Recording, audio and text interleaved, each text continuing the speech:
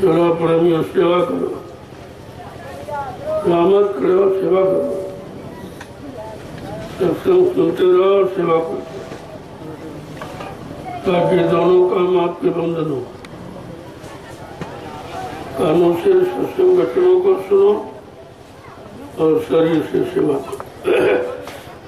ये दोनों लाभ आपके पास। जय गुरुदेव, जय गुरुदेव, जय गुरुदेव, जय गुरुदेव, जय गुरुदेव। जय गुरुदेव नाम किसका, प्रभु का, जय गुरुदेव नाम किसका, प्रभु का, जय गुरुदेव नाम किसका, प्रभु का, प्रभु का प्यारा नाम। जय गुरुदेव। ये रात्रि परमार्थी सम्मान सेवा जो आप लोग कर रहे हो, ये बड़ा अनोखा विषय, इसे हिंदुस्तान में कोई नहीं जानता कि परमार्थी सेवा क्या। स्वार्थी सेवा तो सभी जानते हैं, परिवार की सेवा, बाल बच्चों की सेवा, समाज की, देश की सेवा, मान सम्मान, अधिकार, पद की सेवा। लेकिन ये परमार्थी सेवा ये अपने किए गए अनंत जन्मों के कर्मों की अदायगी, इसलिए सेवा का विशेष महत्व, और यह सभी को नसीब नहीं होती। कभी कभी किसी किसी, जब मानव के करोड़ों जन्मों की तपस्या, करोड़ों जन्मों के पुण्य, करोड़ों जन्मों की सेवाएं जब एकत्र हो जाती हैं, उनका उदय होने का वक्त आता, तब ये पावन पवित्र घड़ी लोगों को परमार्थी सम्मान सेवा या परमार्थी वचन सुनने का अवसर मिलता। बहुत कम जगह थी जहाँ ये वचन प्रसारित होते। इस भौतिक जगत में भौतिक साधनों की बात तो सभी करते हैं, लेकिन आध्यात्मिक साधन क्या है, उनके बारे में कोई संत महापुरुष ही जानते हैं, और उनके विषय में कोई नहीं। ये दुनिया के लोग देखते रह जाएंगे, लेकिन समझ नहीं पाएंगे ये क्या हो रहा। जो काम किसी के वश का नहीं, वो काम आपके सामने हो रहा है। ये भूमि जिस पर आप सेवा कर रहे हो, ये 88,000 ऋषियों की तपोभूमि है, नैमिषारण्य। इसका भी लोग अर्थ भूल गए और इसका लाभ भी लेना भूल गए। तो ऋषि मुनियों की तपोभूमि का लाभ कैसे लिया जाता, किन किन क्रियाओं और साधनों से लिया जाता। जहाँ तो पिछले युगों का जो मनोरंजन, मन को काल माया के सामानों में फंसाने के लिए जो मनोरंजन के साधन बनाए गए, मजबूरी में लोग बड़े बेचारे, उनको ये मालूम नहीं है कि कलयुग में साधन क्या, कलयुग की साधना क्या है, कलयुग के जीवों के लिए कौन आया। क्योंकि अन्य युगों का जो इतिहास है, ऋषि मुनि आए, योगी आए, महर्षि आए, ब्रह्मचारी आए, अवतारी शक्तियां आई, लेकिन कलयुग में संत महापुरुष है। ये संतों का युग है और संत किसी युग में आए नहीं थे, उनका कोई इतिहास नहीं, तो उनकी कोई जानकारी लोगों के पास नहीं। तभी तो बेचारे समझ ही नहीं पा रहे ये सब क्या हो रहा। इसकी क्या जरूरत है? अगर रामचरितमानस के उत्तरकांड को पढ़ते तो शायद इस काम पर शंका नहीं हो। जो आज इस भूमि पर ये सेवा हो रही है, इसकी जानकारी आपको मिल जाती। गोस्वामी जी महाराज ने रामचरितमानस के उत्तरकांड में पहले लिख के बता दिया कि इस तपोभूमि का लाभ किसको मिलेगा।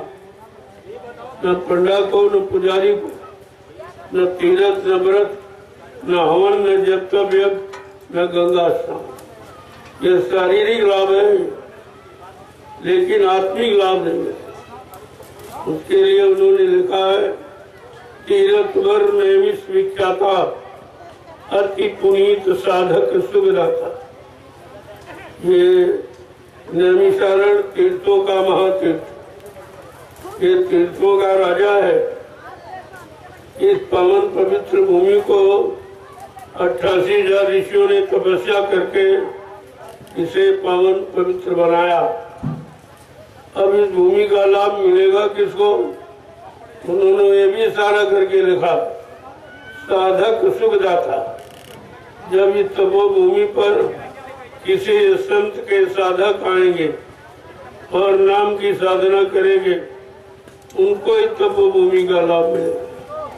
अगर इस रामचरितमानस के उत्तरकांड में यो युक्ति को आप पढ़ रहे थे तो तुम्हारी सारी शंका निकल जाती और तुम पिछले किसी कामों में फंसते नहीं। लेकिन आपने उसको भी नहीं पढ़ा और किसी जानकार संत महापुरुषों से आपने पूछा भी नहीं कि गोस्वामी महाराज ने उत्तरकांड में ये क्यों लिखा, इस भूमि का लाभ किसको मिलेगा और कब मिलेगा। कहते हैं जब कभी किसी संत के साधक इस भूमि पर आएंगे उनको इस भूमि का लाभ मिलेगा, क्योंकि वो नाम की कमाई करेंगे। वो नाम की कमाई, वो स्वार्थ, लोभ, लालच, मान सम्मान, अधिकार की कमाई नहीं करेंगे, वो प्रभु परमात्मा के नाम की कमाई करेंगे। तो अगर तुम्हारे समझ में यह बात पहले की होती जो गोस्वामी जी महाराज ने रामचरितमानस के उत्तरकांड में लिखा, तो आज आपको इस सेवा में शंका नहीं। और ये भी आप देख रहे हो, ये सैकड़ों वर्षों से पड़ी, कोई ऐसा नहीं आया जो इस भूमि को समझता, इस भूमि की महिमा समझता और इस भूमि को वर जो तपस्या की है इन जंगलों में बैठकर उसकी महिमा को समझता। आज वो चीज आपके सामने आके सिद्ध की जा रही है कि ऋषि मुनियों की तपोभूमि को इसको साफ कराया जा रहा, इसलिए कि आगे इस भूमि पर लाखों लाख लोग आएंगे। वो बैठकर कलयुग की नाम की साधना, जो कलयुग में नाम की साधना रखी गई, उसको कलयुग में और कुछ नहीं, साफ लिखा, कलयुग योग यज्ञ नहीं जाना, एक आधार नाम गुण। कलयुग में योग जब तक हमन यज्ञ पूजा पाठ नहीं रखा, इसको निषेध कर दिया, क्योंकि कलयुग के लोग गंदे, उनका खान पान गंदा है, उनके भाव विचार गंदे हैं, उनका सोचना समझना देखना सुनना सब गंदा है, उनके कर्म भी गंदे हैं। लिहाजा गंदगी में कोई पूजा स्वीकार नहीं होती। इसलिए संत गोस्वामी जी महाराज को रामचरितमानस के उत्तरकांड में ये सारे प्रश्नों का उत्तर सबके लिए खोल के रखा गया। और इससे आप समझ लेते या किसी से जानकार से पूछ लेते तो आपको समय का लाभ मिल जाता। उन्होंने और कहा है, यही कलिकाल न साधन दूजा, मन क्रम वचन गुरु पद पूजा। इस कलयुग में कोई साधन, कोई युक्ति, कोई पूजा पाठ नहीं है, केवल सदगुरु के वचनों का पालन करना, उनके आदेशों को मानना, यानी गुरु भक्ति है। जैसे सतयुग में हरि भक्ति, त्रेता में राम भक्ति, द्वापर में कृष्ण भक्ति, ऐसे कलयुग में सतगुरु भक्ति है। सतगुरु किसे कहते हैं? सत माने ईश्वर और गुरु माने मिलाने वाला। जो ईश्वर ब्रह्म पार ब्रह्म महाकाल सतपुरुष को मिलाए, दर्शन दीदार करा दे, उसको सदगुरु कहते हैं। आज सदगुरु की पूजा का विषय है, लेकिन पुराने विचारों में, पुराने पूजा पाठ साधनों में फंसे जीव बेचारे इस कलयुग की पूजा को समझ नहीं पा रहे कि कलयुग में कौन सी पूजा।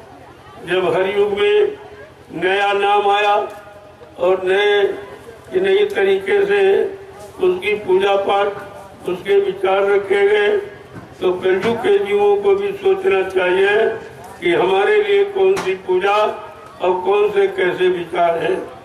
अगर इस पर आपने विचार किया होता तो शायद आज देश का, समाज का, परिवारों का, इंसानों का नक्शा बदल गया। लेकिन आप उस बात को सुनते ही नहीं। एक तो आप जानते नहीं हो, संत महापुरुष कोई सच्ची अच्छी बात बताए तो आप मानते नहीं। तो ये कैसे आपका?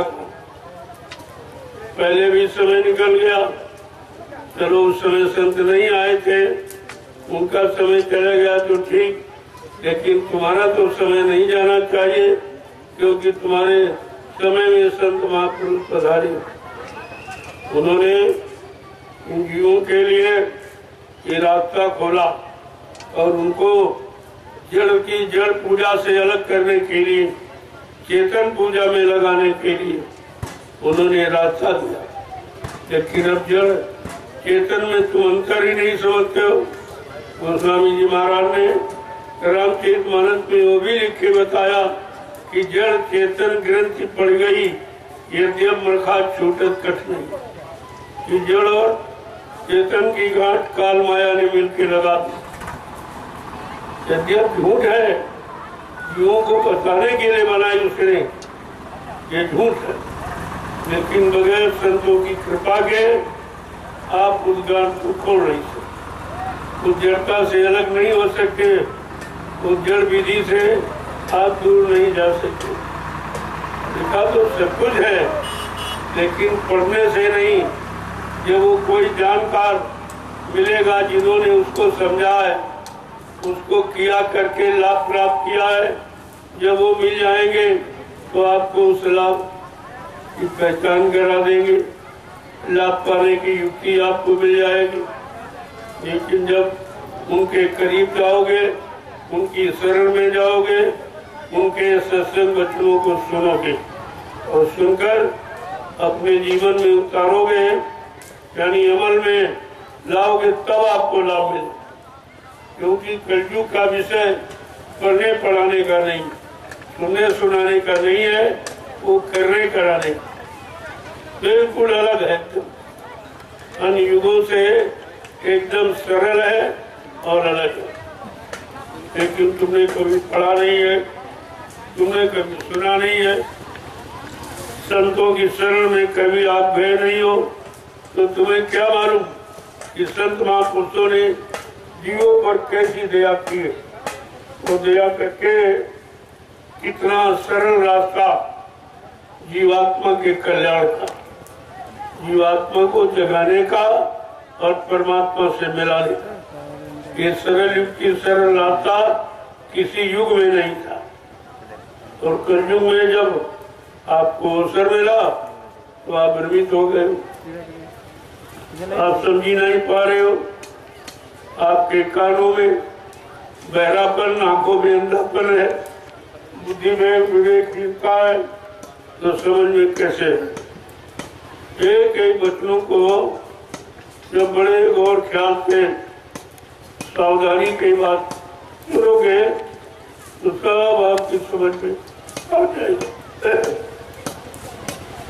इसलिए समय की चीज को समय से कहना ये वाजिबी है। नहीं तो जीव कहेंगे कि भाई आप जानते थे तो आपने नया रास्ता बताया क्यों नहीं। हमको जो मिला नहीं तो पुराने रास्तों में फंस गए, जो पहले से यहाँ लागू किए गए हैं सतयुग त्रेता द्वापर में, वही है पूजा पाठ, तीर्थ व्रत, दान, हवन, जप, गंगा स्नान। इसके अलावा तो कुछ बताया नहीं गया। लेकिन धीरे धीरे जब संतों के सत्संगों में जाओ तब आपको ये पता चलेगा कि शरीर के शुद्धि के लिए आप गंगा जमुना का स्नान करते या तालाब नदी कोई पानी से साफ कर देते, लेकिन कर्मों की गंदगी कैसे साफ होगी, क्या इसके बारे में कभी विचार किया है? कभी नहीं किया। कर्मों के बारे में तुम सोचते नहीं हो कि कर्मों की गंदगी इतनी बड़ी है जैसे पहाड़ के पहाड़, वो तुम्हारी पर लदे हैं, जिसको ना तुम देख पा रहे हो, न समझ पा रहे हो, न तुम्हें कोई बता रहा है।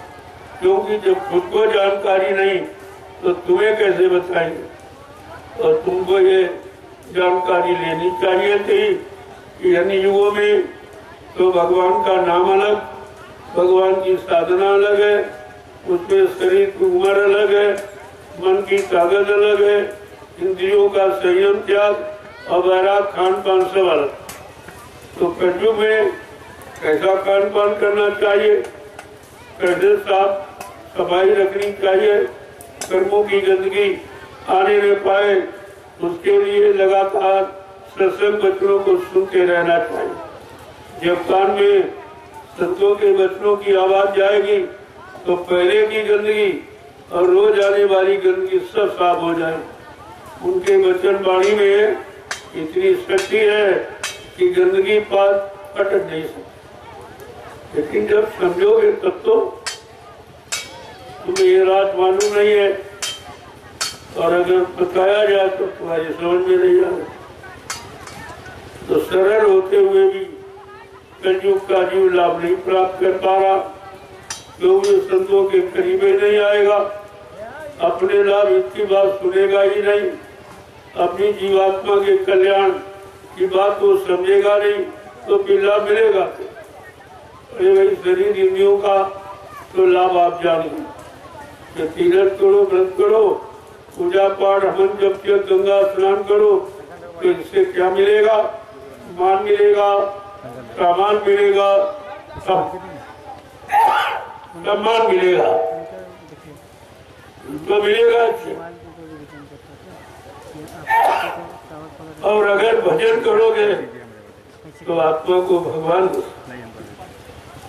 भजन से भगवान मिलता है और पूजा पाठ से सामान मिलता है। दोनों का काम अलग, दोनों का लाभ अलग है। तो पूजा पाठ तो आपने कर ली और सामान मिल गया, राजपाट, धन दौलत, मान सम्मान, पद पत्नी, बाल बच्चे, ये तो आपको मिल गए, लेकिन भगवान आज तक आपको नहीं मिला। उधर कहा कि शरीर परमात्मा की प्राप्ति के लिए मिला है, जो मानव शरीर है वो परमात्मा की प्राप्ति के मिला, वो तो काम का आज तक आपका हुआ नहीं, तो फिर शरीर पाने का मतलब क्या? इस पर कितने लोग विचार कर रहे हैं? जो पढ़े लिखे हो तो बहुत पीछे, वो तो बिल्कुल इधर की तरफ नहीं मुड़ रहे, वो भौतिक जगत में, व्यसनों में और भोगों में इतना ज्यादा डूब गए हैं, इतना ज्यादा फंस गए हैं, इधर आने के लिए उनका मन सलाई नहीं देता, वो नहीं इसको समझता है। सभी संतों ने कहा, अरे भाई संत मत तो ऐसा बनता है कि पढ़ा लिखा बह जाता है और बिना पढ़ा पढ़ जाता, जो कुछ नहीं जानता एकदम सीधा, हर विकारों से, हर व्यसनों से, हर बुराइयों से, हर गंदे खान पान से, हर बुरे कर्मों से बिल्कुल अलग है, वो तो बहुत जल्दी प्राप्त कर लेता परमात्मा को। लेकिन जिनके अंदर नाना प्रकार की गंदगी, नाना प्रकार की आसनाएं, वासनाएं, इच्छाएं, मुरादें, तमन्नाएं और कोई मतलब ये सब भरी पड़ी है, वो बेचारे कैसे पाए? लेकिन ये बात समझ में कब आएगी? जब आप संतों की शरण में जाए, उनका काम है पाए शरण तजो नहीं ताही। जो उनकी शरण में आ जाता है वो कभी उसको बुलाते नहीं, कभी उसको छोड़ते नहीं है। ये उनकी शरण का प्रभाव है। आए शरण तजो नहीं ताही, उनको कभी नहीं छोड़ते। लेकिन शरण में आना कठिन, ये शराबत कठिनाई, उनकी शरण में आना ही बड़ा कठिन है। क्योंकि मन साथ देगा नहीं, परिवार समाज साथ देगा नहीं, कोई किसी तरह का सहयोग करेगा नहीं, तो तुम इधर आओगे। अगर आओगे तो नाना प्रकार के विघ्न और बाधाएं खड़ी हो जाती। उधर काल माया को हिदायत है कि किसी जीव को संतों की शरण में जाने मत देना, टिकने मत देना, उनके वचनों को सुनने मत देना, जो वो नाम की कमाई का आदेश देते हैं उसको करने मत देना। इस तरह का आदेश उधर काल ने माया को आदेश दिया कि जाओ अपनी सहेलियों से कहो कि कोई जीव संतों की शरण में जाने न पावे, संतों पर विश्वास न करने पावे, उनके द्वारा दी गई नाम की साधना करने न दी। तो माया ने हुक्म दे दिया अपनी सहेलियों को, जिनको रिद्धियां सिद्धियां कहते हो, बड़े और फिर जैसे आदेश दिया तो पालन करती है। गोस्वामी महाराज लिखते हैं, हर संत मत के प्रेमियों, बहुत होशियारी के साथ नाम की कमाई करना, इसमें बड़ी बाधाएं हैं। उसमें काल माया भी तुम्हारे पीछे पड़ी है। उसने काम क्रोध लोभ मोह अहंकार 5 शत्रुओं का पहरा लगा दिया और उनमें किसी शत्रु से आप जीत नहीं सकते।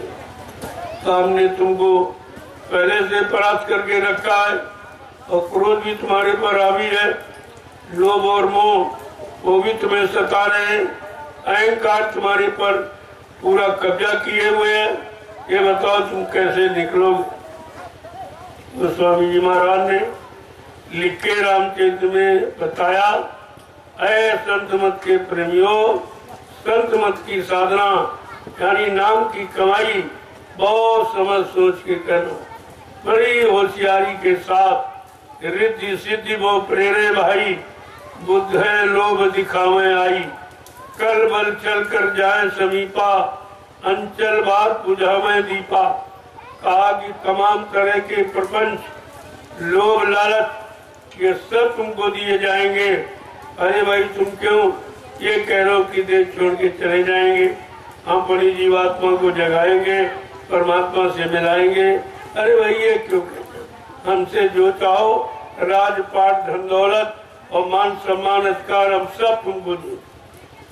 जहाँ इतना उसने कहा बस तुम इसी में खुश हो जाते हो कि अब तो सब कुछ मिल रहा, लेकिन कभी ये नहीं सोचते ये मिल कहाँ रहा, ये तुमको परमात्मा से मिलने से रोक रहा, ये बाधा है। इसी को तो समझना है और इसी को समझ करके चुपचाप शांति के साथ नाम की कमाई करना। कोई जान सकता है ये गुरु भक्ति ऐसी भक्ति है जो कोई जान नहीं। भक्ति ऐसी कीजिए जान सके नहीं कोई, जैसे मेहंदी पात में लाली रही थी कोई न समझ पावे कि तुम भजन करते हो, नाम की कमाई करते हो, इसमें दिखावा नहीं। चुपचाप रात्रि में जब दुनिया सोती है तो गुरु भक्त जगता है, अपने गुरु को प्रसन्न करने के लिए उनके आदेश हुक्म का पालन जो नाम की कमाई का उसे करता है। और कोई नहीं समझता, इसे कोई समझ न पावे, ये दुनिया के लोग मिनटों में लूट लेंगे। झूठा मान सम्मान और ये नकली सामान ये सब दे करके तुम्हें भ्रमित कर देंगे, तुमको अच्छे सच्चे रास्ते से हटा देंगे। लिहाजा बड़ी भी छिपा कर ये कमाई छिपा के कोई नहीं जानता। समझ जाएंगे तो आपको परेशान करें। ये है गुरु भक्ति, जो दिखावे की नहीं होती। जितनी ज्यादा करोगे अंदर में उतने प्रकट हो जाए, और अंतर में करोगे और अंदर में वो प्रकट होगा। जो चीज तुम्हारी जीवात्मा को चाहिए, जीवात्मा को परमात्मा से मिलने का, वो तो सब अंदर में है। बाहर में या कुछ, बाहर तो काल माया का देश, काल माया के देश में रहने का काल माया ने सामान बनाया, उसी सामान में सब जीवों को फंसा दिया। अब बेचारे फंस गए। कोई काम में फंसा है, कोई क्रोध में फंस गया, कोई लोभ मोह अहंकार में, कोई ईर्ष्या राग द्वेष में, इसी में आप फंसे पड़े हो। इससे कोई पूजा पाठ आपको निकाल नहीं सकता। कितने दिन से आपने पूजा किया, लेकिन काम गया, क्रोध गया, लोभ गया, मोह गया, अहंकार गया, ईर्ष्या राग द्वेष गई। ये पूजा का मतलब क्या? ये तो पूजा सब उसी का सहयोग कर रही है बसने का। लेकिन बात समझ में क्यों नहीं आ रही कि जब तक संतों की शरण में नहीं जाओगे तब तक ये रात आपकी समझ में नहीं आएगा कि गुरु भक्ति किसे कहते हैं, गुरु भक्ति का मतलब क्या है, गुरु भक्ति कौन सिखाएगा। ये तो समझ में बहुत बातें आए, और वो भी गुरु भक्ति नहीं, सतगुरु भक्ति, ये और अलग विषय। सतगुरु भक्ति का मतलब वो सतगुरु जो परमात्मा से जीवात्मा को मिलाने के लिए आया, तुम्हारे अनंत जन्मों के पापों को खत्म करने आया, उसको सदगुरु कर।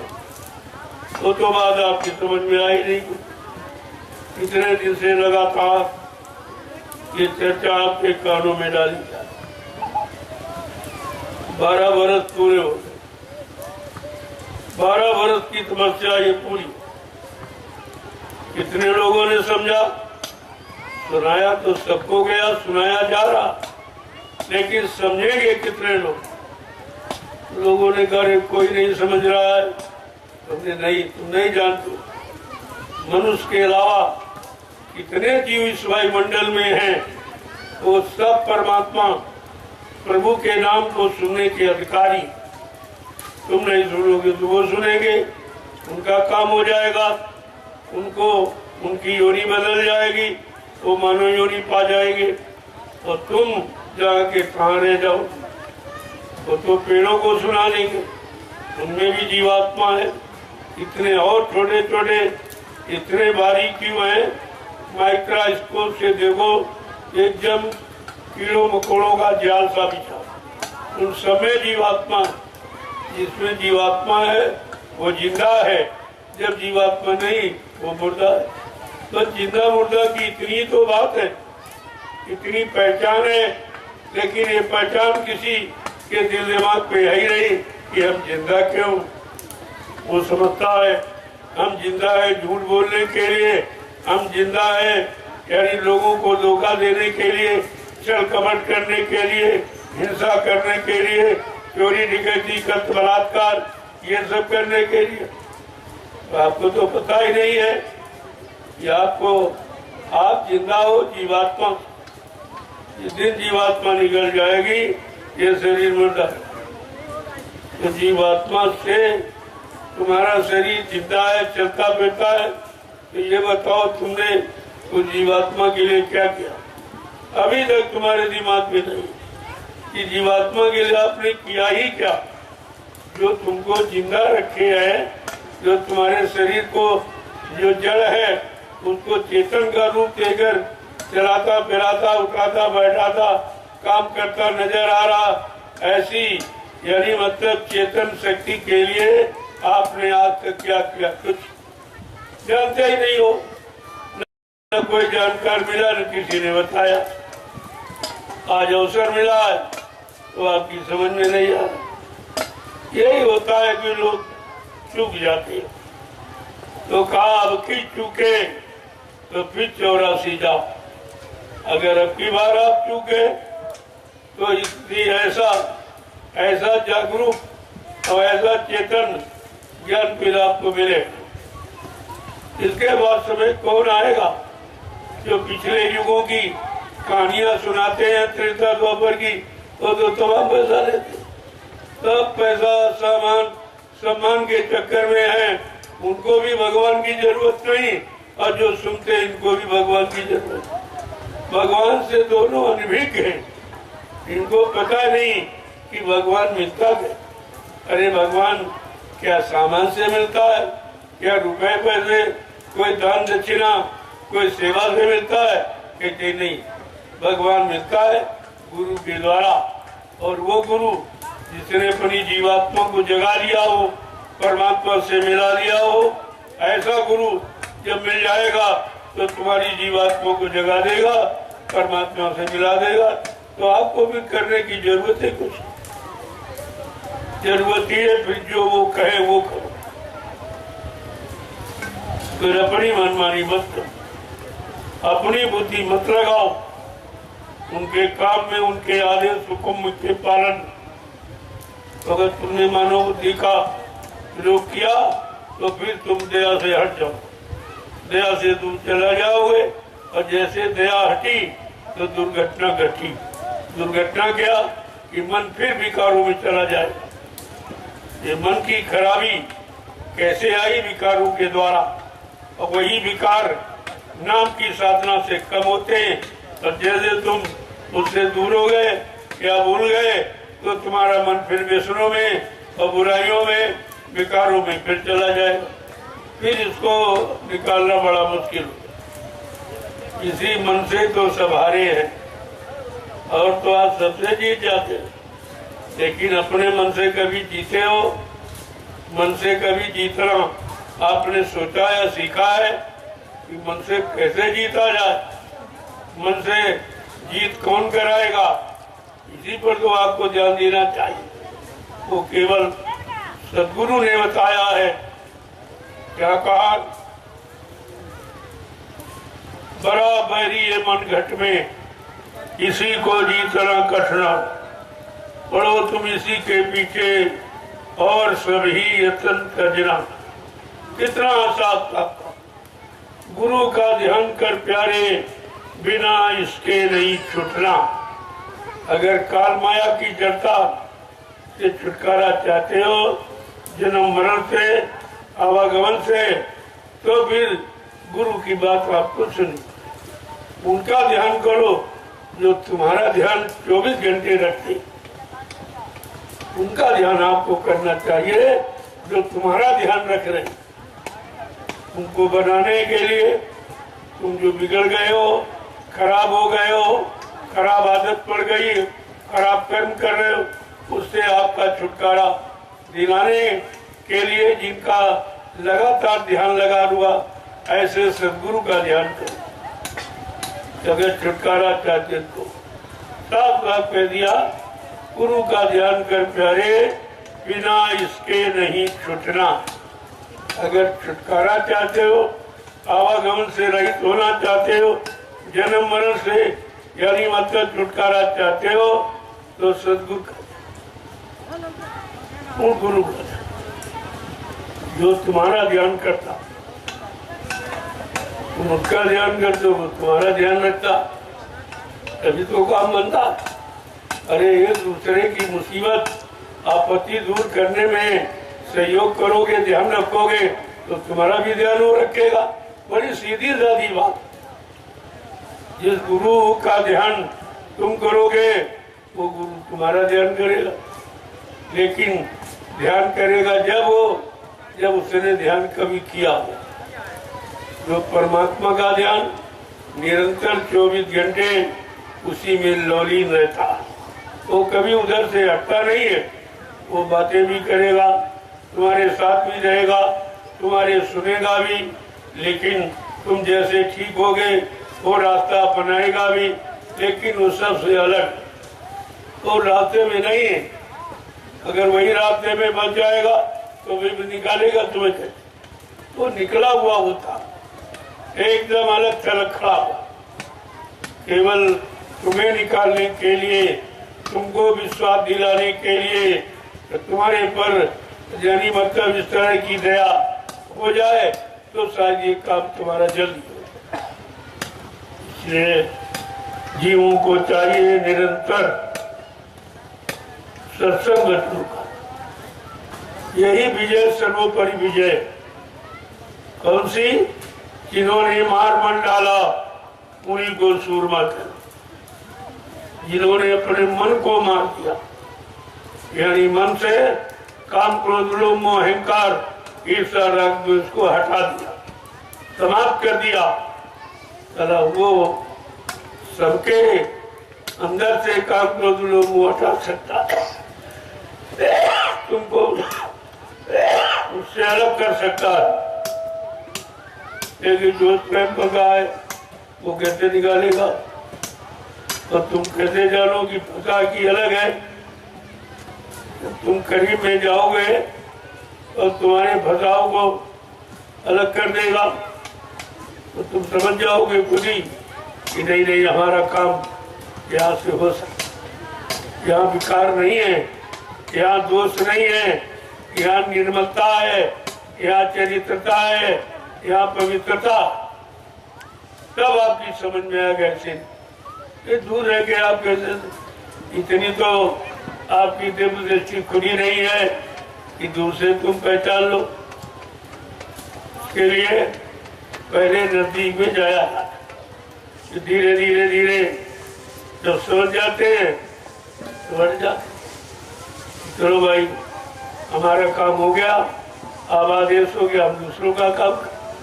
इसी तरीके से जीवों को आदेश होता रहता है और वो भी यानी सेवा करते रहते बराबर।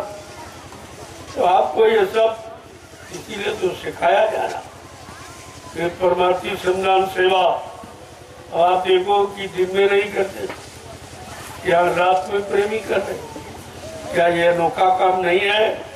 ये समय का चमत्कार नहीं है? इस समय की शक्ति का ये की पहचान नहीं है? तुम दिन में नहीं करा सकते हो, किसी से पैसा देके नहीं करा सकते हो। ये निस्वार्थ भाव से ये सेवा कर रहे हैं रात में। उनको किसी का भय नहीं है, कोई कीड़ा है, कोई मकोड़ा है, कोई सांप बिच्छू गुजर है, कुछ नहीं। ये मिलेगी भी तो तुम्हारा सहयोग है, क्योंकि वो भी जानते हैं कि इस भावना से ये सेवा कर रहे। इनको कोई अपने लोभ लालच की बात नहीं है, अपने बाल बच्चों के लिए नहीं कर रहे हैं, अपने किसी स्वार्थ के लिए नहीं है। ये तो परमात्मा देगा, तो वो भी मदद आपकी करते, वो भी सहयोग करते। ऐसा नहीं है। तो धीरे धीरे जब करोगे तो सब समझ में आ जाए जो आप सेवा कर रहे हो, इस सेवा का लाभ क्या है। अब कैसा कैसा अनुभव आपको कराया जा रहा। लोग इतने दिनों से कर थकावट हुई और जैसे प्रसाद मिला और दरस परस हुआ कि वैसे ये थकावट खत्म। फिर सुबह लगन लग जाती है, प्रेरणा मिल जाती है, शक्ति मिल जाती है, फिर करते। ऐसे निरंतर ये तो महीनों से कर रहे हैं, तो याद से नहीं और कभी किया नहीं। सबसे बड़ी बात है इन लोगों ने कभी झाड़ी जंगल साफ किया नहीं है, कभी पौधा काटा नहीं है, कभी फावड़ा चलाया नहीं है।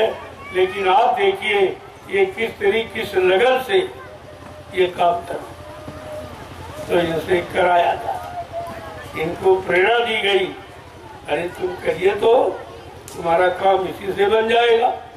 तुम धीरे से अपना काम बना लो और दुनिया को लोग देखते रह जाएंगे, देखते रह जाएंगे, लेकिन सेवा का लाभ नहीं पा सकते। ये तो जिनको मिलना है स्वयं जाने, यही देह जनाई और जना जन तुम्हें हो जाएगी।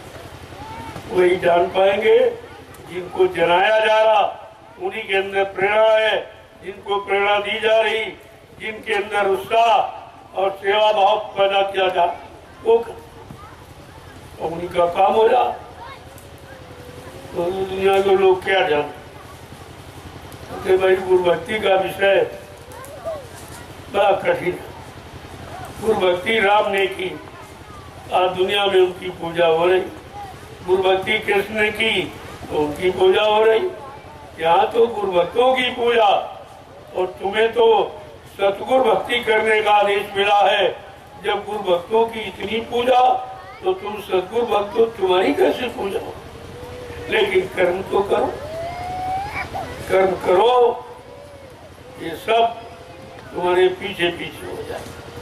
देखते जाइए आप कैसे समय की तैयारी की जा रही। उस समय का नाम है सतयुग आगमन। ये सतयुग आगमन की तैयारियां हैं।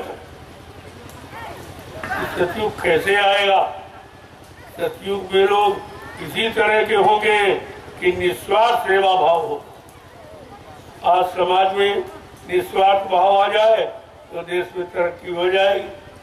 निस्वार्थ बात किसी को नहीं। पद दे दो, कुर्सी दे दो, कभी नहीं कर रहे। तो बिना यानी स्वार्थ के ये कैसे करें?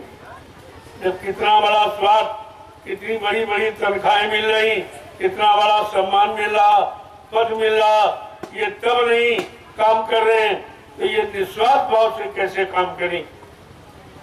आज आपके सामने निस्वार्थ भक्ति का ये पाठ पढ़ाया नहीं, सिखाया जा रहा।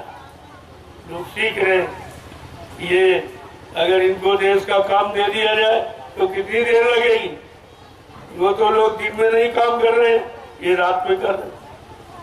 इनको लाखों रुपए तनख्वाह मिलती है, मान और सम्मान अधिकार सब, और चोरी चमारी और सब करते हैं, फिर भी काम नहीं करते हैं।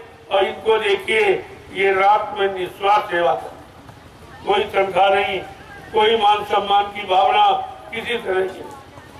ये है सतयुग की तैयारी, ये सतयुग लाने की भूमिका। इस सतयुग में ऐसे ही लोग सेवा करें।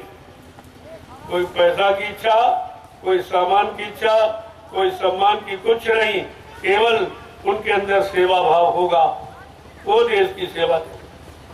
ये तो देश की सेवा का नाटक हो रहा, कोई करने को तैयार नहीं। अगर ये पद हटा लो तो कोई नहीं, कोई तैयार नहीं। कुर्सी हटा दो, कोई तैयार नहीं। तनख्वाह हटा दो, कोई तैयार नहीं। मान सम्मान हटवा दो, और लूटपाट जो कर रहे हैं ये हटा दीजिए, कोई नहीं तैयार होगा। आगे समय आ रहा है दूरदर्शी का, तब ऐसे लोग हाथ जोड़ेंगे कि हमको कुछ नहीं चाहिए, क्योंकि दूरदर्शी व्यवस्था का काम की पहचान क्या है कि महीने में 30 दिन होते, 29 दिन वो समाज देश का काम करेगा। अगर पास में है तो पैदल, दूर थोड़ा है तो साइकिल, ये बंगला और जीप कार मोटर और हवाई जहाज ये नहीं मिलेंगे, ये नहीं होंगे। तो कहा तुम लोग ऐसे हाथ जोड़ते हैं, तुम पूरा हाथ जोड़ के कहोगे कि महाराज हमको कुछ नहीं चाहिए, क्योंकि तुमको सेवा नहीं चाहिए, तुमको स्वार्थ चाहिए, तुमको लोभ लालच चाहिए, तुमको मान सम्मान अधिकार चाहिए, तुमको सेवा नहीं चाहिए। अब धीरे धीरे तुम्हारे सामने सब माहौल है, उनका भी देख लो। इनको चंदा नोट वोट सभी देते हो, महंगाई झेलते हो, बेरोजगारी सहते हो, टैक्स देते हो, जीएसटी भरते हो, लेकिन काम के नाम सब कुछ देने के बाद भी काम नहीं करते। और यहाँ प्रेमियों को कोई पैसा नहीं, कोई तनख्वाह नहीं, कोई पद नहीं, कोई कुर्सी नहीं, ये रात में परमाती सब नाम सेवा करते। इस इतिहास को कैसे भुलाया जाएगा जो कहीं हिंदुस्तान में हो ही नहीं रहा, कोई नहीं।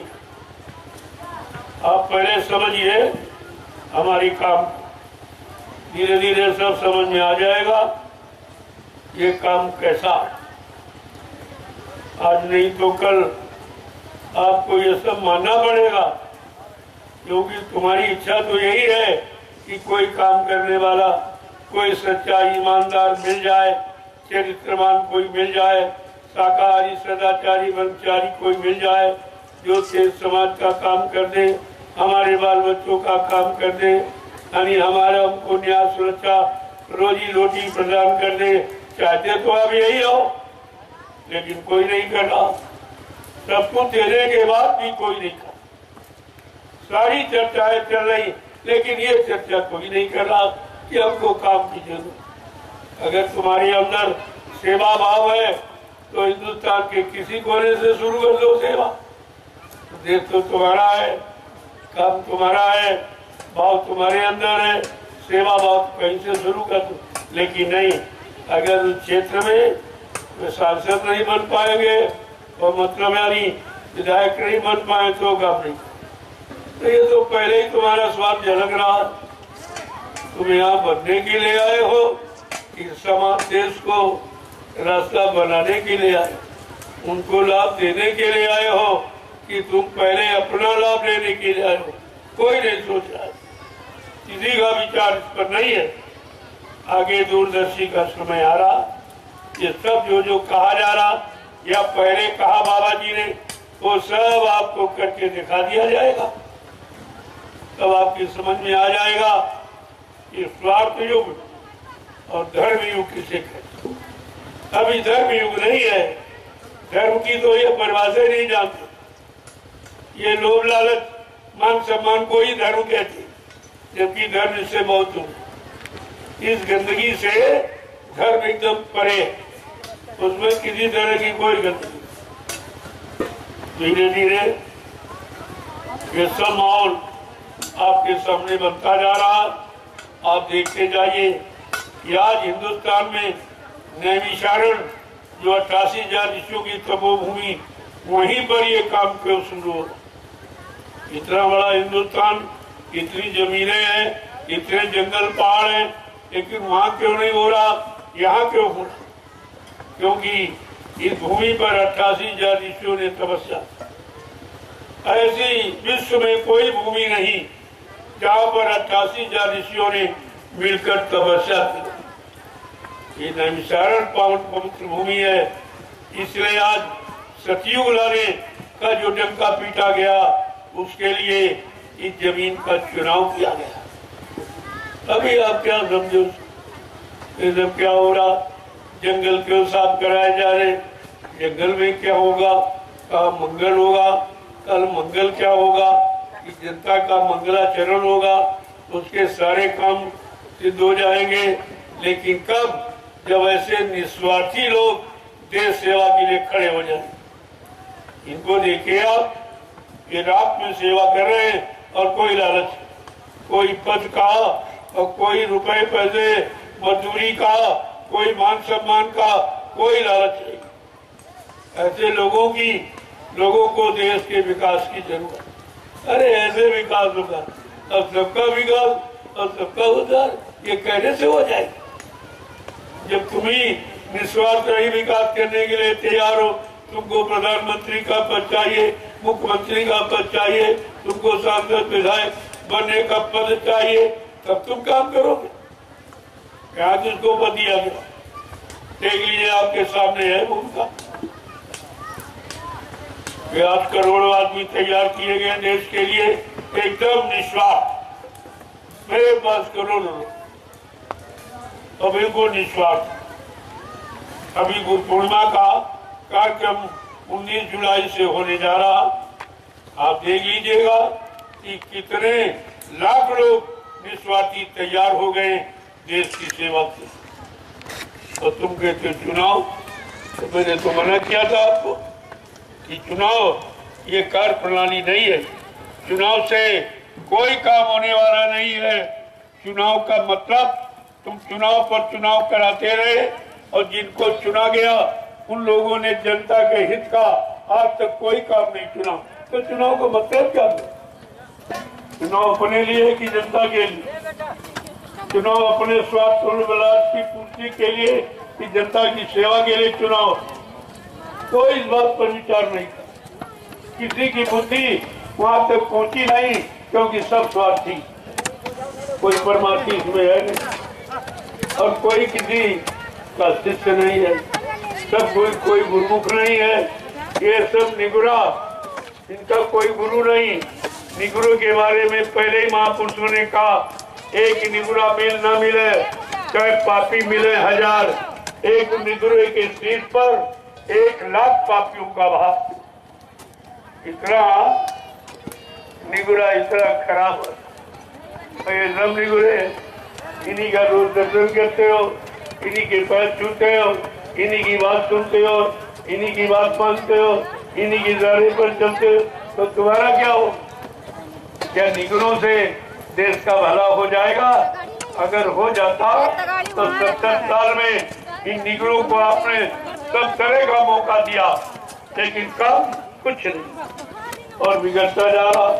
समस्याएं और उलझती जा रही है, दुख तकलीफ बढ़ते चले जा रहे हैं, बीमारी महामारी बढ़ती चली जा रही, लोगों में विकार और मतलब यानी स्वार्थपरता लोभ लालच बढ़ता जा रहा। क्या यही विकास है? क्या इसी को विकास कहोगे जो सबका विकास और सबका उद्धार समझते हो?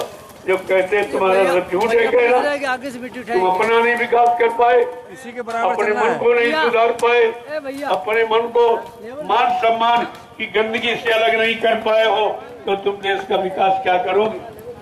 पहले अपना विकास सोचो, अपने मन का विकास, अपनी बुद्धि चित्त का विकास, अपनी आत्मा का, तब तुम विकास की बात करो। तुम्हें ये पता ही नहीं है कि विकास शब्द कितना बृहद है। थोड़ा सा इधर उधर पढ़ लिया और सुन लिया और बकने लगे, अरे ये शब्द संत महापुरुषों का है। विकास वो करते हैं, तुम तो विकास नहीं विनाश कर रहे हो, और हर तरफ का विनाश तुमने किया।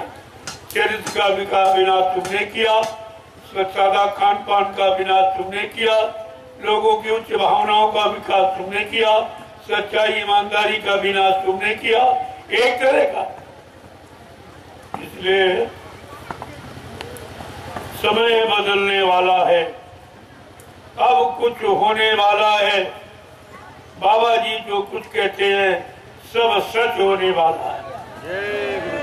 अब ये वक्त समय परिवर्तन का, इसलिए कहा था परिवर्तन के वक्त पर बहुत सोच समझ कर चलना।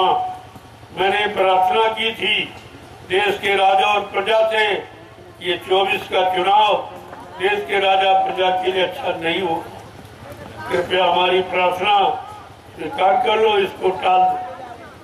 तुम्हारी स्थिति अभी अच्छी नहीं है, तुम्हारे पर इतना कर्जे का बोझ लगा हुआ है, पहले उसको निकालो और देश में खुशहाली जब आ जाए तो चुनाव कभी करा लेना, चुनाव कभी करा लेना। मैं चुनाव का बहिष्कार नहीं करता हूँ, लेकिन समय को टालने की बात जरूर कहता हूँ, और आपने मेरी वही बात नहीं मानी और व्यवस्था बिगड़ गई। क्या हुआ इस चुनाव से? ये साझे की खेती, साझे का व्यापार और साझे का ये शासन, क्या ये चल पाएगा?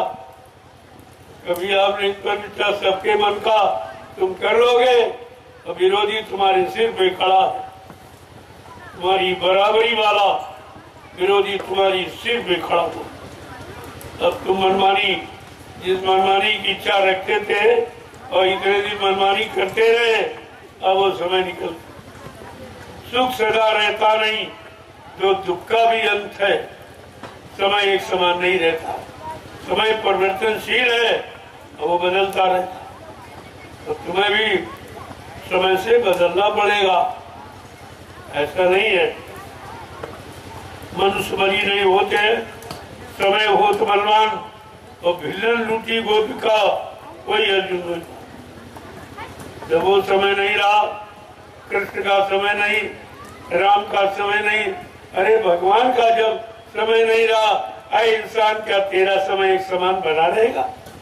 तूने कभी विचार नहीं किया इस पर? ये परिवर्तनशील जगत है, क्या नित्य परिवर्तन है। सूर्य इतना महान, इतना प्रकाशमान, उसमें भी देखो परिवर्तन, सुबह दोपहर शाम, सुबह दोपहर, तो भी एक समान चमक नहीं सकता, एक समान प्रकाश नहीं दे सकता। तुमने इस पर विचार नहीं किया, तुम इंसान होकर इतने गरुड़ गुमान घमंड में रह रहे हो, तुम्हें नहीं मालूम कि परिवर्तन सबके पीछे लगा हुआ होगा। इसलिए हमारी एक बात आप नोट करके रखो, आगे आने वाले समय में ये बातें आपको याद आए। जय गुरुदेव, जय गुरुदेव, जय गुरुदेव, जय गुरुदेव, जय गुरुदेव, जय गुरुदेव। जय गुरुदेव नाम किसका, प्रभु का, जय गुरुदेव नाम किसका, प्रभु का, प्रभु का प्यारा नाम। जय गुरुदेव। प्रभु तुम अपने काम में लगे, तुम्हारा निशाना पक्का होना। एक दिन मजबूर विवश लाचार होकर तुम्हारे रास्ते को सबको अपनाना पड़े, क्योंकि सच्ची सुख शांति पाने का कोई रास्ता किसी के पास नहीं। मैं चैलेंज के साथ सच्ची सुख शांति देने का रास्ता किसी के, तो संत महापुरुषों के सिवा सुख शांति किसी के पास है ही नहीं। जिन्हें कहा नानक दुखिया सब संसारा, सुखिया वही जो प्रभु नाम आधारा। तुम तो प्रभु नाम के आधार में हो नहीं, तुम तो अपने घमंड में हो। लिहाजा तुम्हारा भी घमंड चूर हो जाएगा। घमंड तो हिरण्यकशिप का नहीं रहा, घमंड रावण विद्वान का नहीं रहा, घमंड जरासंध का नहीं रहा, घमंड राजा कंस का नहीं रहा। तुम तो कुछ भी नहीं हो, तुम्हारे पास तो कुछ भी नहीं है। तुम्हारा ये झूठा ये घमंड कब तक चलेगा? इसलिए इसको छोड़ो और सच्चाई की तरफ, उसकी तरफ करो। जब तक तुम्हारी बुद्धि में विवेक नहीं आए, आप बुद्धि से कोई अच्छा काम नहीं कर। ये सब आपको समझना चाहिए। एक एक वचन को नोट कर लो। ये वचन किसी किताब में आपको नहीं मिले। ये जो अनमोल किया जा रहा, जो तुम्हारी 70 साल की आजादी में काले कारनामों को देखा जा रहा, उसके अनुसार आपको इशारा करके बताया जा रहा कि अभी चेत जाओ, अभी जाग जाओ। ये मत समझो कि तुम्हारे काले कारनामों का तुझको कोई देखता, तो सब मैंने देखा और तुम्हारे अंदर बैठा और तुमको तुम देख नहीं रहा। तुम खुद उसको नहीं देख रहे हो जो तुम्हारे अंदर बैठा, और वो तुमको हर क्षण पर घड़ी देख रहा। और तुम्हारे सुबह शाम तक इतनी आप कार्य कारनामे जो जो करते हो, तुम्हारी सब नोट करना, सारे कर्मों को नोट करना। कितना अच्छा किया, कितना बुरा किया, कितना पाप किया, कितना पुण्य किया, कितना सुख किया, कितना असुख किया, किसका भला किया, किसका नुकसान किया, ये सब देखना। उससे आप कभी बच नहीं सकते। ये तो इंसान का कैमरा है, जब ये सच्चाई को खोल देता है। क्या भगवान के कैमरे से आपको डर है कभी? वो कैमरा क्या है? तुम्हारी जीवात्मा जो अंदर बैठी सब देख रही। फिर उस कैमरे से आप कैसे बच सकते? जो जो आपने किया है या कर रहे हो, उसका एक एक परिणाम का भुगतान करना पड़े। इससे कोई बच नहीं सकता। अपने मन में अपने दुनियावी काल की बुद्धि से अरे कुछ सोच कर बैठे हो, लेकिन तुम्हारा सोचा कुछ। जिसकी व्यवस्था है, जिसकी सृष्टि है, वो सृष्टि नियंता वो सब कुछ देख रहा है, सब कुछ मालूम है, क्योंकि व्यवस्था तुम्हारी नहीं है, व्यवस्था उसकी है। तुम उसकी व्यवस्था में केवल जीवन यापन कर रहे हो, ये क्यों नहीं सोचते? लेकिन अहंकार में तुम्हें दिखाई नहीं दे रहा कि हम क्या कर रहे हैं, क्या करना चाहिए। कोई हमारे कर्म को देख रहा, हमारी बुराई को देख रहा, हमारे बुरी भावनाओं को देख रहा कि नहीं? ये तुम बुरे हो तो ज्ञान की आंखें खोल लो और अभी समझ लो, और सब आगे तुमको अपने कारनामों की सजा मिलने जा रही है, उसके लिए आप तैयार हो जाइए। समय किसी को माफ नहीं करता। जय गुरुदेव, जय गुरुदेव, जय गुरुदेव, जय गुरुदेव, जोर से बोलो, जय गुरुदेव, सब मिल बोलो, जय गुरुदेव, बोलना होगा, जय गुरुदेव, अभी से बोलो, जय गुरुदेव, दुख दर्द हरेंगे, जय गुरुदेव, सब कष्ट मिटेंगे, जय गुरुदेव, सुख शांति भी देंगे, जय गुरुदेव, सबके दाता, जय गुरुदेव, सबके मालिक, जय गुरुदेव, प्रेम से बोले, जय ये गुरुदेव। नाम नहीं इंसान का, यह नाम है प्रभु का, ये काम नहीं इंसान का। यह काम है प्रभु का। रवियो इंसानों के बस का ये काम इंसानों के बस का नहीं। परमार्थी रात्रि परमार्थी संन्यास और कामों की बात तो छोड़ दीजिए, ये तुम्हारे बस का। जब इस तरह से शारीरिक श्रम और ईमानदारी जब चली गई, तब देश का नक्शा जो खराब हो गया इसी के कारण। केवल दो चीजें आ जाए, ईमानदारी अगर लोगों में आ जाए और परिश्रम करना लोग सीख जाए तो दुनिया में किसी चीज की कमी नहीं। आज कोई परिश्रम नहीं करना, अल्लाह सबका जितवाएगा। कोई ईमानदारी से अपनी अपनी जगह काम करना नहीं चाहता तो देश का विकास कैसे हो? विकास क्या झूठ बोलने से, धोखा देने से, कल कमर करने से, अपना स्वार्थ लोभ लालच हल करने से क्या विकास होता? अरे कुछ तो सोचो, विचारो। परमात्मा ने बुद्धि दी है तो उसने बुद्धि के लिए कुछ काम भी दिया। क्या आप उस पर कभी विचार करते हो? हमें मानव बुद्धि परमात्मा ने किस लिए दी, किस काम के लिए दी है? अगर इसी पर विचार करते तो अब तक ये बुद्धियों का काम हो गया, बुद्धिमानों का काम हो गया होता, पढ़े लिखे नौजवानों का काम हो गया होता। अगर बुद्धि का परीक्षण ये लोग समझ लेते तो। लेकिन कोई नहीं कह रहा, न कोई महात्मा कह रहा, न कोई नेता कह रहा। सब अपने मतलब, अपने स्वार्थ की बात। नेता दल यानी आपको चंदा नोट बोर्ड की बात कर रहा, और महात्मा रोटी रोटी लगोटी दान दक्षिणा की बात कर रहा। कोई समाज के विकास की, कोई लोगों के विकास की, कोई लोगों को सुख शांति दिलाने की लोग के कोई बात नहीं कर रहा।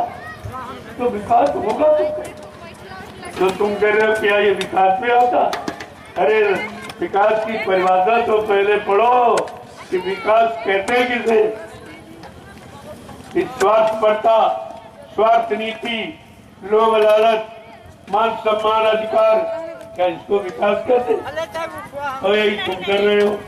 इसके अलावा तुमने कुछ सीखा, कुछ पढ़ा नहीं है, केवल विकास कहीं से सुन लिया है तो कहने लगे हो। तो तुम्हारी बुद्धि में विकास नहीं, विवेक में विकास नहीं, चरित्र में विकास नहीं, खान पान में विकास नहीं, तुम्हारी सोच में देखना सुनना उठना बैठना बोलना चलना करना कराना किसी में विकास नहीं है। तो तुम विकास की बात करते ही क्यों? पहले महात्माओं की जाके पढ़ो विकास की। भगवान भी गुरु के आप पढ़ने गए तो भगवान से भी पढ़े, अपने आप विकास की बात करने लगे और करते करते देश को विनाश के कगार पे लाके खड़ा कर दिया।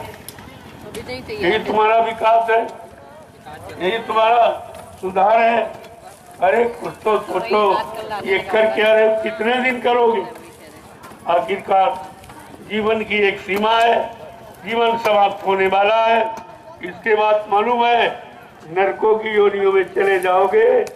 सबसे अगर राज मिला है, राजा बने हो तो किसी जन्म की तपस्या का फल है। यहाँ भी 1-2 दिन सेवा चलेगा। लेकिन सबसे राज मिलता है और राज का दुरुपयोग करोगे, निजी भोग करोगे तो नरक में चले जाओगे। फिर हजारों जन्म नरकों में आपको मार खानी पड़ेगी। बड़े बड़े राजे महाराजे बादशाह, बड़े अहंकारी समाज भी नरकों में पड़े, यमराजा की जूतियों की मार खा रहे, उनको कोई बचाने वाला नहीं है। विचार कीजिए आप, महात्माओं के देश में पैदा हुए हो तो जरा कुछ विचार करो। अरे अपने लिए करो, जो मौका मिला है तो सबके लिए करो। केवल अपने लिए खाना पहनना, अपना ऐशो आराम, अपने भोगों की जिंदगी बिताना, ये मानवता इंसानियत नहीं है, ये विकास के अंतर्गत नहीं आता। आपको इस पर एक विचार करना चाहिए। जय गुरुदेव। जय गुरुदेव। मेरा ये संदेश जन जन के कान तक पहुंचा दिया जाए। आज हमारे देश में रहने वाले लोगों को इसकी जरूरत है, और जब तक ये माहौल नहीं आएगा और लोगों के अंदर ऐसे विचार नहीं आएंगे, तब तक कुछ होने वाला नहीं है। और आप कभी किसी सुख शांति की उम्मीद भी मत करना। तो स्वामी जी महाराज ने रामचरितमानस के उत्तरकांड में पहले ही लिख दिया, बहुमती मत पाल मत बिन नरेश का रात, सुख संपदा को कहे जान बचे बड़भाग। अब वो समय आ गया, कोई राजा नहीं, राजा के पास कोई राजकाज नहीं है, जनते जनता के हित का कोई काम नहीं है, कोई विभाग नहीं है, ये बिन नरेश का राज्य है। इसमें आप सुख समृद्धि की बात सोचना बंद कर दो और तुम्हारा यानी तुम बच जाओ, यही तुम्हारी जान बच जाए, यही बहुत बड़ी बात। जय गुरुदेव। जय गुरुदेव। इतिहास पढ़ लो। जब राजा कंस ने अपने पिता को और जितने भी पिता के मंत्रीगण थे, सलाह देने वाले, सबको जेल में डाल दिया। परिणाम क्या हुआ? विनाश। ये विनाश की स्थिति है, ये विनाश की भूमिका है। जब अच्छे सच्चे लोगों को जब कैदी बनाकर जेल में डाल दिया जाएगा, जिनका कोई गुनाह नहीं है, कोई दोष नहीं है, कोई अपराध नहीं है, उसका परिणाम विनाश है। जिसने जिसने किया नाम मत खुलवाओ, जिसने किया उसका विनाश। तो तुम्हारे सामने अभी कितनों का हुआ जिसने ये काम किया और जो कर रहा है, और या पिछले इतिहासों को पढ़ लो, जिसने ये काम किया है तो उसका विनाश हुआ। तो ये विनाश की तैयारी क्यों कर रहे हो? अरे तुमको जनता की सेवा करने का अधिकार मिला है कि अपने विनाश की स्थिति बनाने का, इसी में लगे पड़े। जय गुरुदेव। जय गुरुदेव। जय गुरुदेव। जय गुरुदेव।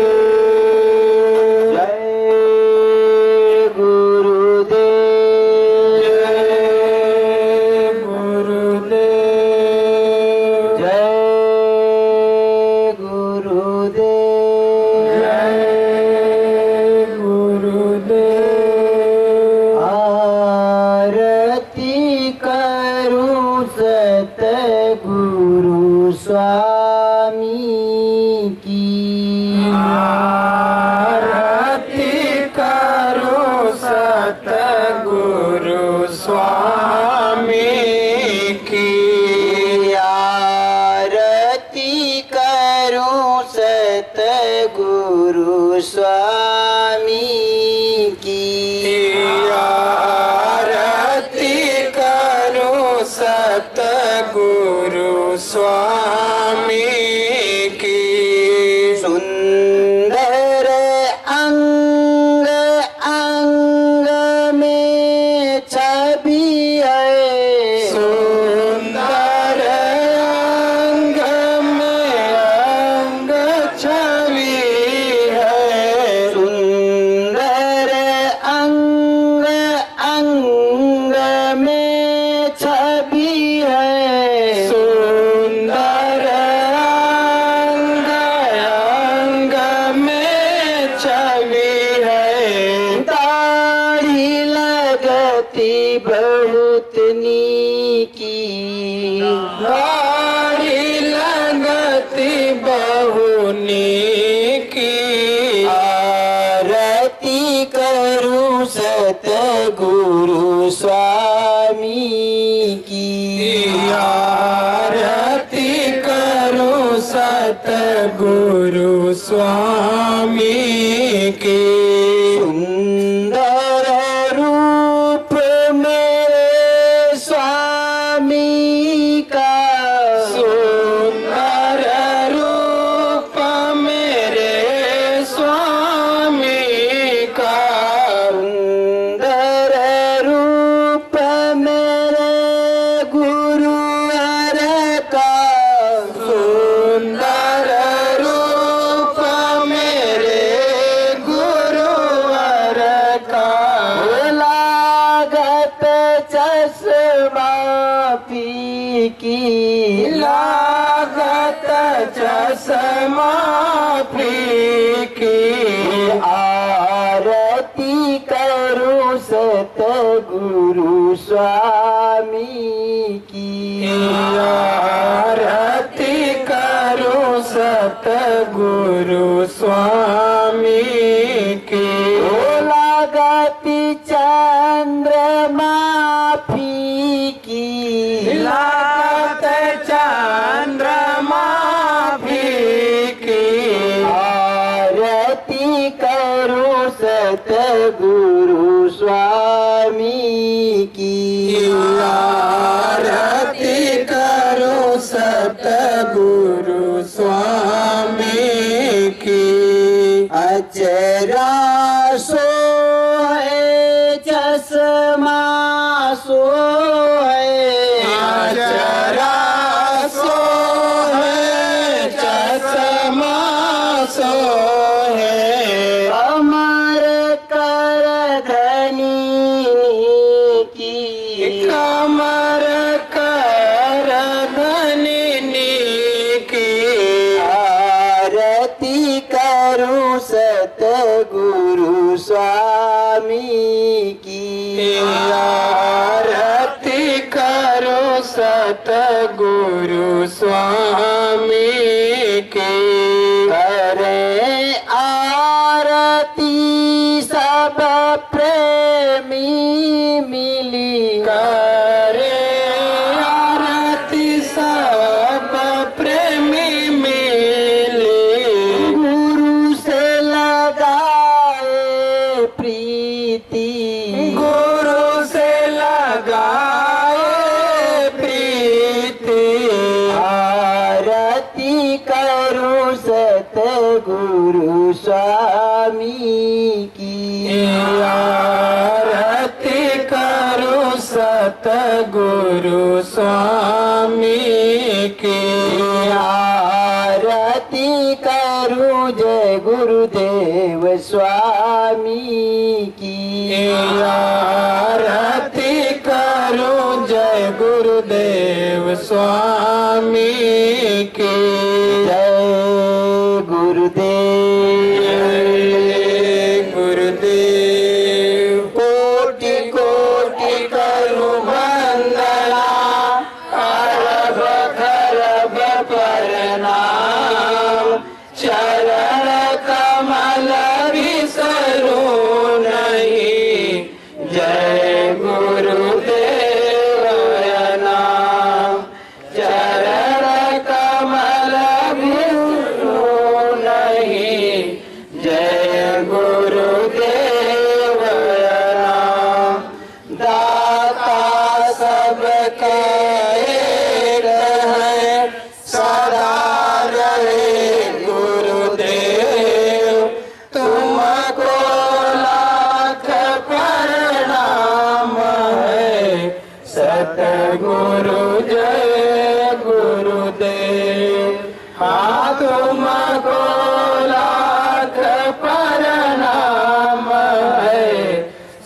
सतगुरु जय गुरुदेव।